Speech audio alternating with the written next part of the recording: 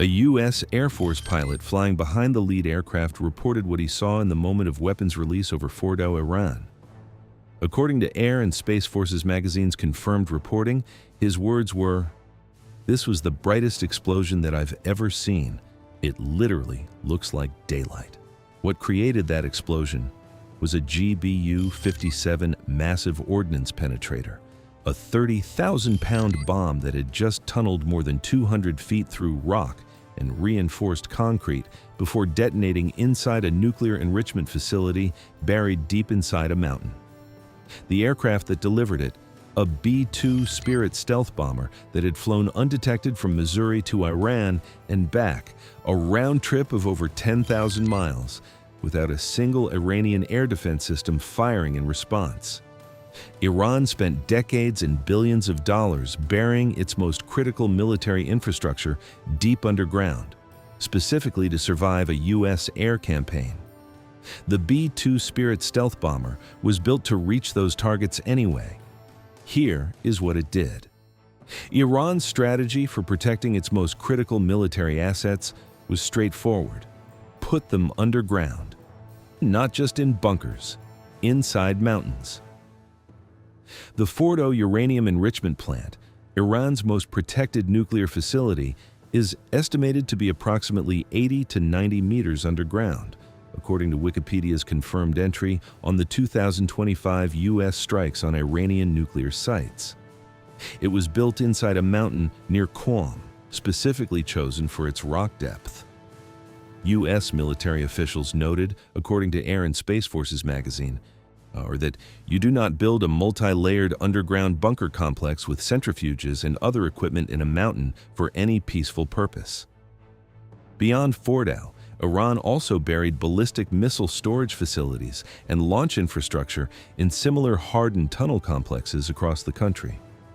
According to Army Recognition's analysis, Iran's underground network was designed so that even if its surface fleet was eliminated, coastal missile batteries buried in the mountains would remain operational. Iran's underground strategy was effective against every weapon in the U.S. arsenal except one. A conventional 2,000-pound bomb penetrates approximately 6 feet of reinforced concrete. Against 80 meters of rock, the effect is negligible. The facility was simply beyond reach. According to USNI News, the MOP was assessed to be the only conventional weapon able to hit the most hardened of Iran's nuclear facilities. The war zone reported that even within the U.S. arsenal, the GBU-57 occupies a unique position. The GBU-72 can address moderately hardened targets, but for facilities like Fordow, buried that deep inside a mountain, only the MOP provides the penetration physics required. And the MOP can only be delivered by one aircraft in the world, the B-2 Spirit stealth bomber. According to the aviationists' confirmed reporting, each B-2 can carry up to 2 MOPs at a time. No other platform in any Air Force on Earth is certified to carry it.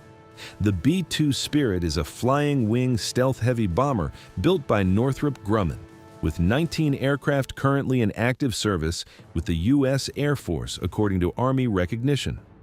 The average program cost exceeded $2 billion per unit when development, procurement, and support costs were included.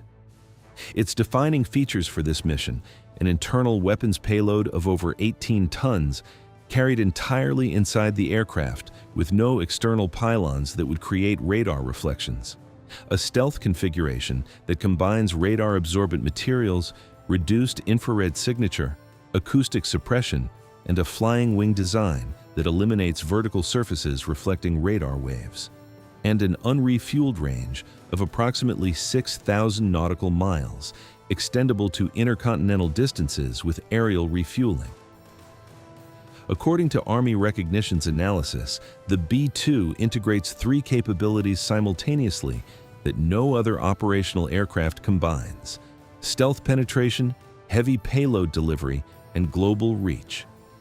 This combination is what makes it the only platform capable of reaching Fordow undetected and delivering the weapon required to address it. In the opening phase of Operation Epic Fury, U.S. and Israeli forces systematically addressed Iran's integrated air defense network, radars, surface-to-air missile batteries, and command nodes in the days before and during the initial strikes. By the time the B-2s approached Fordow and Natanz, according to General Kane's confirmed briefing cited by Breaking Defense, Iran's fighters did not fly, and it appears that Iran's surface-to-air missile systems did not see us. According to 1945, even in a fully operational Iranian air defense environment, the B-2's stealth characteristics complicate detection and engagement to a degree that no currently operational Iranian system is assessed to reliably overcome. In the actual operational environment of June 2025, with Iranian air defenses significantly pre-degraded by Israeli strikes, the B-2 operated essentially without opposition. According to CBS News' confirmed Pentagon briefing reporting, around midnight on June 21st local time, a strike package of 7 B-2 Spirit stealth bombers departed Whiteman Air Force Base in Missouri, flying east toward Iran with minimal communications. The 18-hour flight east required multiple aerial refuelings as the aircraft crossed the Atlantic and the Mediterranean. Simultaneously, according to the aviationist, another group of B-2s was sent west toward Guam, a deliberate decoy intended to draw international attention away from the real mission. News reports emerged during the day that B-2s were heading to Guam, while the actual strike package flew unnoticed toward Iran. Once in the CENTCOM area of responsibility, according to CBS News, the B-2S linked up with U.S. fighter jets and support aircraft in what General Kane described as a complex, tightly timed maneuver requiring exact synchronization across multiple platforms in a narrow piece of airspace. F-35 and F-22 stealth fighters entered Iranian airspace ahead of the bombers to draw any surface-to-air defensive fire. No Iranian fire was detected. At approximately 6:40 p.m. Eastern Time, 2:10 a.m. Iran time on June 22nd, the lead B-2 dropped the first 2 GBU-57 Massive Ordnance Penetrators on Fordow's ventilation shafts. According to Defense Scoop's confirmed reporting of General Kane's detailed technical briefing, 6 MOPs were dropped on each of Fordow's 2 main ventilation shafts, first to destroy the concrete covers, then successive bombs to penetrate progressively deeper with a flex weapon in case of any failure. In total, 12 MOPs were used against Fordow and 2 against Natanz, according to USNI News. The entire weapons release took approximately 25 minutes. Simultaneously, according to the aviationist, 24 to 30 Tomahawk cruise missiles were launched by a U.S. submarine against the Isfahan nuclear site. General Kane described the physics of the MOP's effect to reporters.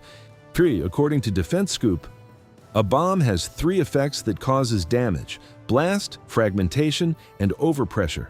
In this case, the primary kill mechanism was a mix of overpressure and blast ripping through the open tunnels and destroying critical hardware. Post-strike satellite imagery confirmed the operation's effect. According to USNI News citing commercial satellite data, images of Fordow showed munition entry holes visible above the underground facility with signs of land subsidence, the area reportedly caving inward as a result of the underground detonations. General Kane summarized the confirmed battle damage assessment at his briefing. The weapons were built, tested, and loaded properly. The weapons were released on speed and on parameters, the weapons all guided to their intended targets. The weapons functioned as designed, meaning they exploded. Initial battle damage assessments indicated, per USNI News, that all 3 sites sustained extremely severe damage and destruction. According to CSIS analysis, Netanyahu confirmed Fordow very badly hurt. The U.S. was the only nation on Earth capable of executing this specific strike, the B-2 being the only aircraft that can carry the MOP, and the MOP being the only conventional weapon assessed capable of reaching Fordow at that depth. When Operation Epic Fury launched on February 28, 2026, the B-2 was again among the first aircraft in. according to CENTCOM's confirmed March 1st statement cited by Air and Space Forces magazine. Last night, U.S. B-2 stealth bombers, armed with 2,000-pound bombs, struck Iran's hardened ballistic missile facilities. No nation should ever doubt America's resolve. According to 1945's confirmed analysis, 4 B-2s, identified by open-source analysts via ATC frequencies as flight PETRO-41, PETRO-42, PETRO-43, and PETRO-44, flew a round-trip mission from Whiteman, AFB, Missouri to strike ballistic missile sites in Iran. The aircraft had to divert to Dyess Air Force Base in Texas on their return due to weather at Whiteman, according to the war zone citing local spotters. According to Army recognition, the opening phase targets included ballistic missile production sites, air defense command nodes, underground missile storage facilities, and drone production facilities, all struck in the first 24 hours as part of a coordinated campaign against more than 1,000 targets. Open-source satellite imagery provided independent confirmation of B-2 strike effects in the days following. According to defense analyst Brady Afric cited by the War Zone, satellite images of Iran's Tabriz North missile base showed collapsed tunnel entrances and damage from recent strikes, consistent with deep penetrating munitions impacting hardened underground tunnel infrastructure. Satellite imagery of the Parchin military complex, according to the War Zone's confirmed reporting, showed 3 massive impact points in a neat row on top of a hardened facility, a pattern consistent with precision sequential weapons delivery from a single aircraft on a single pass. According to the War Zone, the separate hardened facility designated Taligan 2, which had been newly encased in a concrete shell and covered with soil in the months before the conflict, also showed impact points broadly consistent with GBU-57 MOP employment, though CENTCOM declined to confirm the specific munitions used on that site. On March 21, 2026, the third week of Operation Epic Fury, U.S. forces conducted a direct deep penetration strike on the Natanz nuclear enrichment facility in central Iran. According to Operation Epic Fury SITREP analysis by Ronan's Grips, the strike utilized B-2 stealth bomber platforms and GBU-57 Massive Ordnance Penetrator munitions.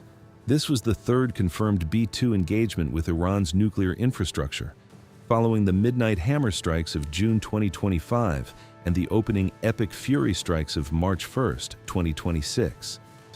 Defense analysts note that Natanz being targeted again with MOP-class munitions suggests the earlier strikes had not fully collapsed the facility, or that new intelligence identified surviving infrastructure requiring additional attention. According to the SiteRep analysis, this strike signals a definitive shift toward permanently degrading Iran's nuclear capabilities, moving beyond initial suppression into sustained sequential targeting of the same high-value underground sites until assessed to be operationally inert. According to 1945's confirmed analysis of the campaign, the B-2 remains the world's only operational deep strike heavy lift stealth asset, a description that explains why, despite the presence of F-35s, F-22s, B-1Bs, B-52s, and Tomahawks in the campaign, certain targets could only be addressed by the B-2 specifically. The logic is sequential. The GBU-57 MOP is the only conventional weapon that can penetrate to the depth of Fordow. The MOP can only be delivered by the B-2. And the B-2 is the only aircraft that can penetrate to a target 80 meters underground inside a mountain while remaining undetected throughout. Remove any link in that chain and the target survives. According to Army recognition, what makes the B-2 uniquely valuable in combat is the combination of stealth penetration, heavy payload delivery, and global reach within a single platform. While other aircraft may possess one or two of these attributes, the B-2 integrates all three simultaneously. Iran's underground nuclear program represented decades of investment. Tabriz. Fordow alone was assessed by U.S. analysts as a facility requiring extraordinary resources, built inside a mountain at 80 to 90 meters depth with multiple layers of hardened concrete specifically designed to be impenetrable. According to CSIS analysis, by the time of Operation Midnight Hammer, Iran had stockpiled enough uranium to reportedly construct 9 nuclear bombs. The enrichment facilities at Fordow and Natanz, if left intact, would have continued producing material toward that capability. According to CSIS, initial battle damage assessments indicate that all 3 sites sustained extremely severe damage and destruction, reportedly eliminating Iran's ability to further stockpile highly enriched uranium at those confirmed sites. Defense analysts note that CSIS also identified a significant unresolved issue.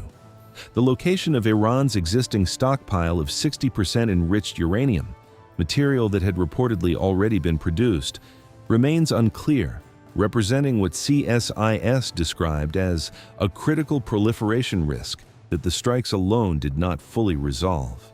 According to confirmed reports, 3 B-2 Spirits returned to Whiteman Air Force Base in Missouri on June 22, 2025, approximately 12 hours after the world learned the U.S. had addressed Iran's nuclear facilities. They had flown unnoticed to Iran and back. Iran's fighters did not fly. Iran's surface-to-air systems reportedly did not detect them.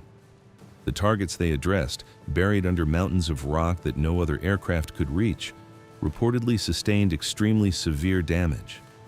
The B-2 did not announce its presence. It did not need to. The satellite imagery of collapsed tunnel entrances, impact points in neat rows on hardened facilities, and land subsidence at Fordow said everything that needed to be said. Iran spent billions building an underground empire it believed was unreachable. The B-2 Spirit flew from Missouri, found it, and reportedly addressed it in silence. This video is based on publicly available reports, official statements, and defense analysis. Some details may be subject to change as the situation continues to develop.